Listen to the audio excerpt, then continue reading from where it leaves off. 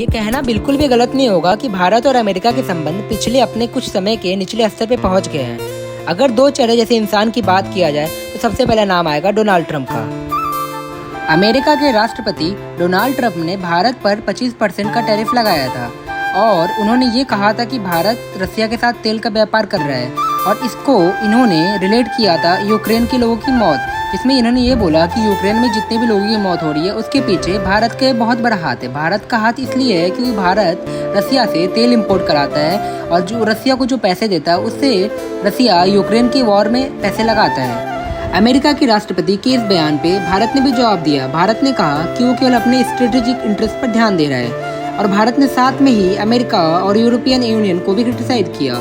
वो बोला कि रसिया के साथ वो भी व्यापार कर रहे हैं। बस यही बात अमेरिका के राष्ट्रपति को चुभ गई और उन्होंने 25% टैरिफ और लगा दिया। तो अब भारत पर जो ओवरऑल टैरिफ है वो 50% पहुंच चुका है, जिससे ये क्लियर पता चल रहा है कि अमेरिका और भारत के संबंध अब अच्छे नहीं चल रहे हैं।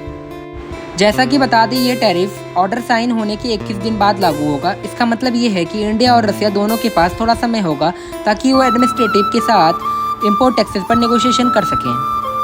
ट्रंप के मूव्स इंडिया की इकोनॉमिक ट्रेजेक्टरी को काफ़ी इफेक्ट कर सकते हैं। इंडिया अब तक अमेरिकन कंपनीज के लिए चाइना का अल्टरनेटिव माना जा रहा था मैन्युफैक्चरिंग शिफ्ट करने के लिए। चाइना भी रसिया से ऑयल खरीदता है, लेकिन उसे ट्रंप द्वारा साइन किए गए ऑर्डर में इंक्लूड नहीं किया गया है। नेगोशिएशन पीरियड के पार्ट के रूप में ट्रंप ने चाइना से आने वाले गुड्स पर 30% टैरिफ लगाए हैं, जो कि उन कंबाइंड इंपोर्ट टैक्सेस से काफ़ी कम है जिनसे उन्होंने न्यू दिल्ली को कंपेयर किया है या फिर धमकी दी है। ट्रंप ने ट्यूसडे को रिपोर्टर्स से बताया था कि टैरिफ लगने और बढ़ने वाले हैं और ये भी कहा यूएस का रसिया के साथ वेडनेसडे को एक मीटिंग है, जबकि ट्रंप एडमिनिस्ट्रेशन यूक्रेन वॉर को खत्म करने की कोशिश कर रहा है। ट्रंप ने रिपोर्टर से अपने टैरिफ प्लान पर कहा, देखते हैं क्या होता है, उस वक्त देखकर ही डिसाइड करेंगे। जिसके रिस्पांस में इंडियन गवर्नमेंट ने वेडनेसडे को इन एडिशनल टैरिफ को दुर्भाग्यपूर्ण बताया, मतलब अनफॉर्चुनेट बताया। फॉरेन मिनिस्ट्री के स्पोक्समैन रणधीर जायसवाल ने एक स्टेटमेंट में कहा कि हम दोबारा कहते हैं कि action unfair, unjustified and unreasonable है और ये भी जोड़ा कि अपने इंटरेस्ट को प्रोटेक्ट करने के लिए ये सारी जरूरी एक्शन लेना पड़ेगा। जायसवाल ने ये भी कहा कि इंडिया अपना स्टैंड पहले ही क्लियर कर चुका है कि कंट्री के इंपोर्ट प्योरली मार्केट फैक्टर पे डिपेंड है और एनर्जी सिक्योरिटी को लेकर 1.4 बिलियन लोगों के लिए जरूरी भी है। अजय श्रीवास्तव, जो एक फॉर्मर इंडियन ट्रेड ऑफिशियल हैं, उन्होंने कहा कि लेटेस्ट टैरिफ इंडिया को उन कंट्रीज में शामिल कर देता है जो यूएस के most heavily tax trading partners में आती हैं, चाइना और बांग्लादेश से काफ़ी ज़्यादा।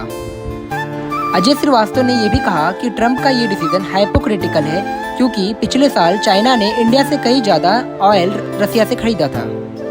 2024 में यूएस का इंडिया के साथ गुड ट्रेड $45.8 बिलियन का था, यानी अमेरिका ने इंडिया से उतना ही इंपोर्ट किया जितना एक्सपोर्ट किया। ये डाटा यूएस सेंसस ब्यूरो के मुताबिक है। अमेरिकन कंज्यूमर और बिजनेसेस इंडिया से pharmaceutical drugs, precious stones, textile जैसी चीज़ें खरीदते हैं और भी बहुत सारे प्रोडक्ट्स खरीदते हैं। तो बस आज के लिए इतना ही। अगर आपको लगता है कि अपडेट इन्फॉर्मेटिव थे तो करियर के सही डायरेक्शन के लिए चैनल को सब्सक्राइब करें और बेल आइकन दबाएं। थैंक्स फॉर लिसनिंग और मिलते हैं नेक्स्ट वीडियो में। तब तक अलर्ट रहिए, सेफ रहिए और खुश रहिए।